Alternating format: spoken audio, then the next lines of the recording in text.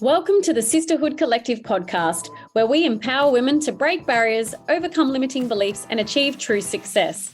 I'm your host, Laurie Drummond, entrepreneur and founder of 5 Successful Businesses.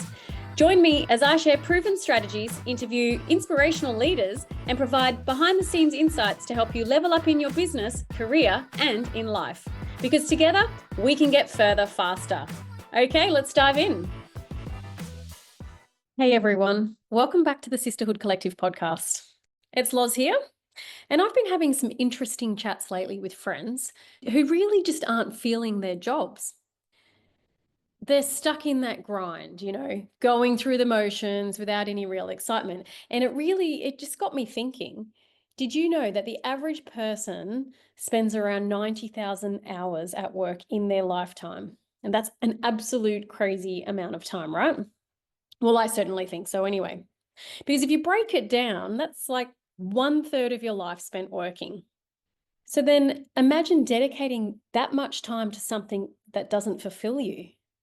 Now, I'm not saying that you need to love every single second of your job, because even the best jobs have their stressful moments, and I've had my fair share of those. But I really believe you should feel a sense of purpose or even accomplishment in what you do.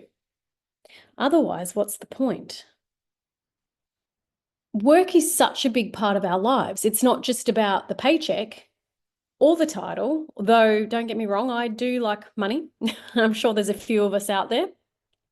But it's also about how it makes us feel.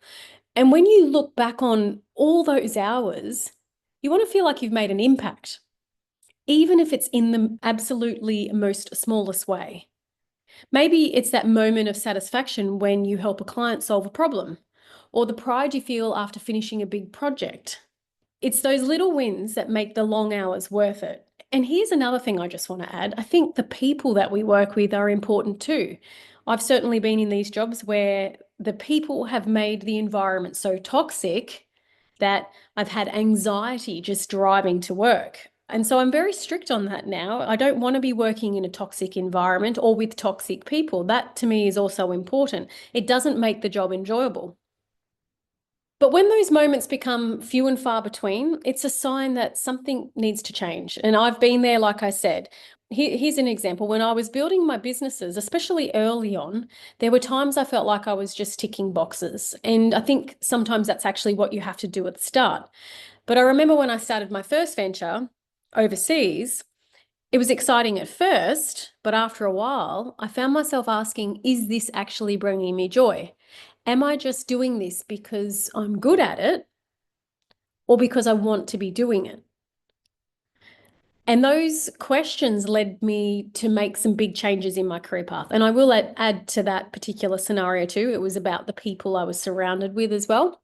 So today I just wanted to talk about how we can make the most of those 90,000 hours, whether it's finding more meaning in your current job, maybe it's exploring new opportunities, or maybe even starting a side hustle that kind of lights you up, which is one of my favorite things.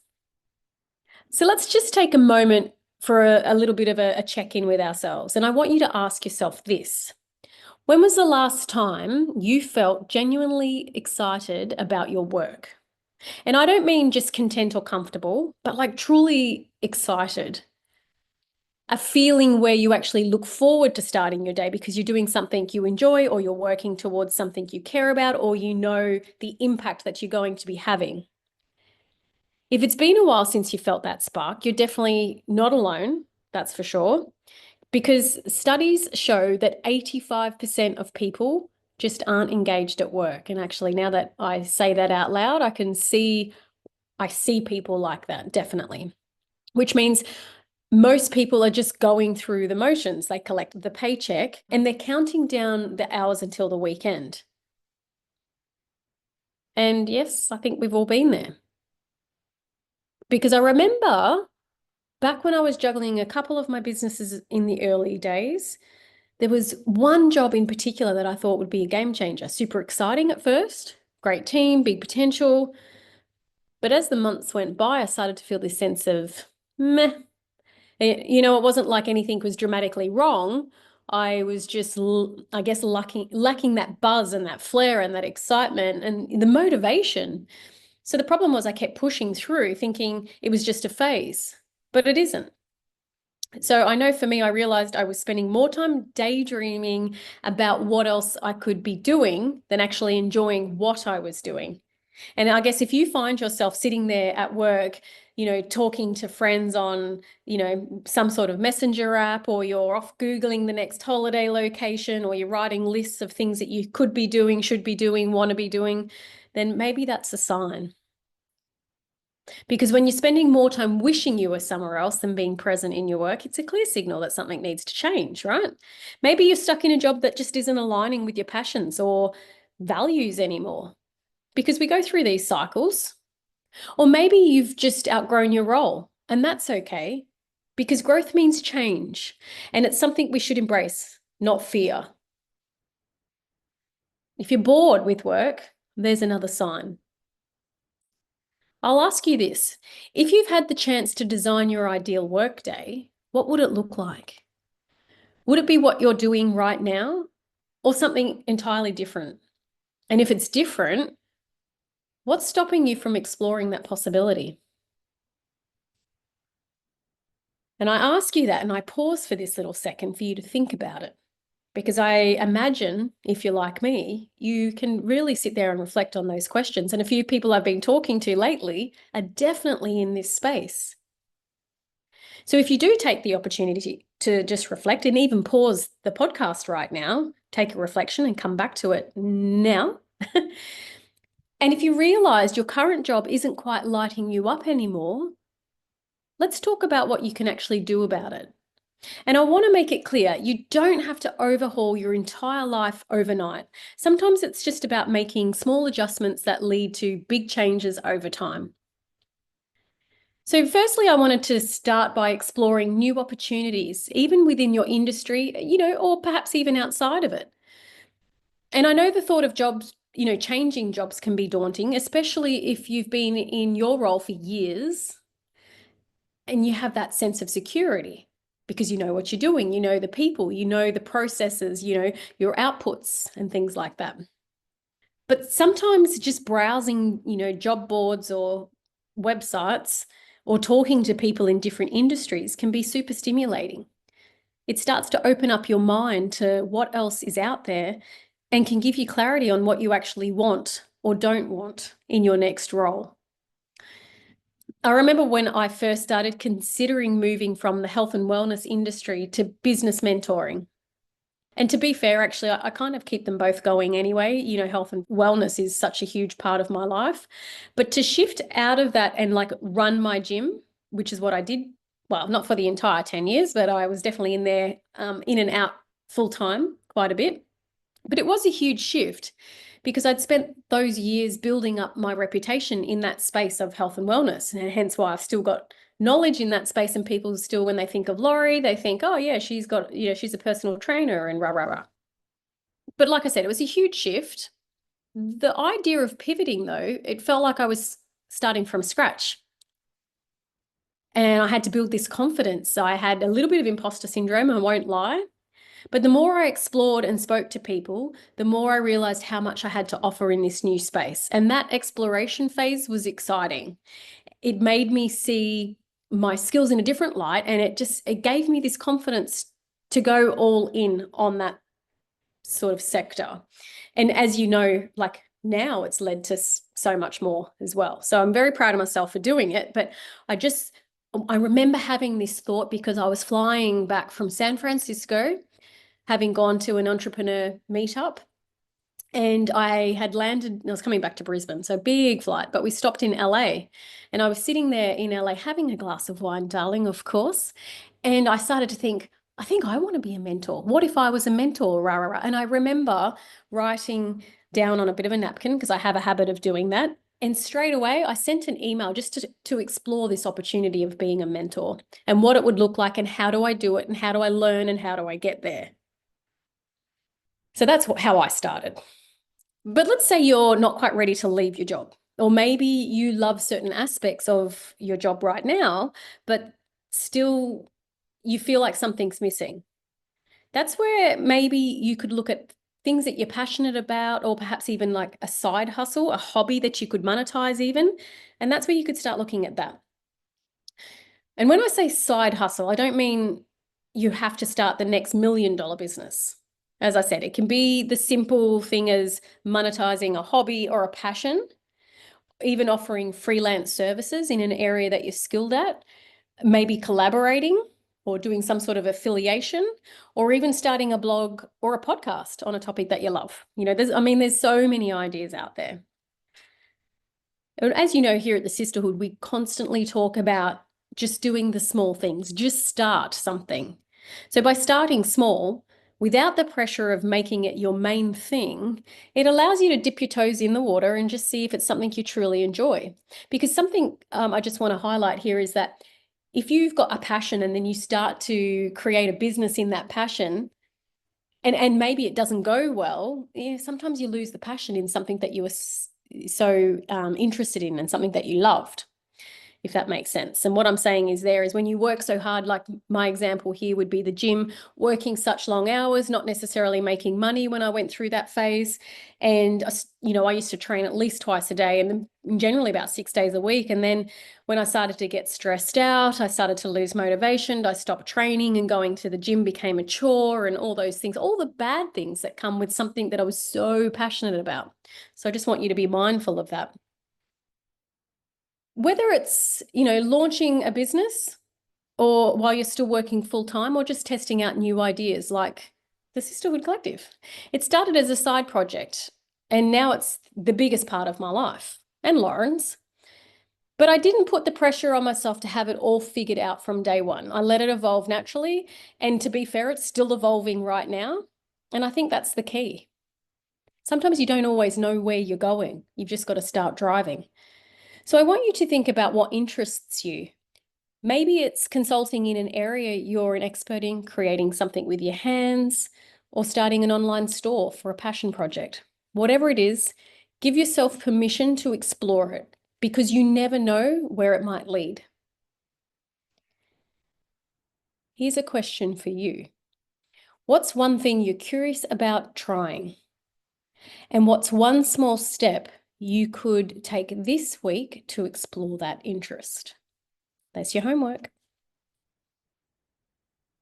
As I said earlier, only a very small percentage of people actually love their job so much that they stay in the same place forever. And honestly, there's nothing wrong with that. If you're one of those lucky few, that's amazing. But for the rest of us, it's natural to outgrow a role or start craving something more. But what if? What if you could do your dream job? In fact, what is it? Take a moment and really think about it. Is it something you've always had in the back of your mind but never pursued because it felt too risky or unrealistic?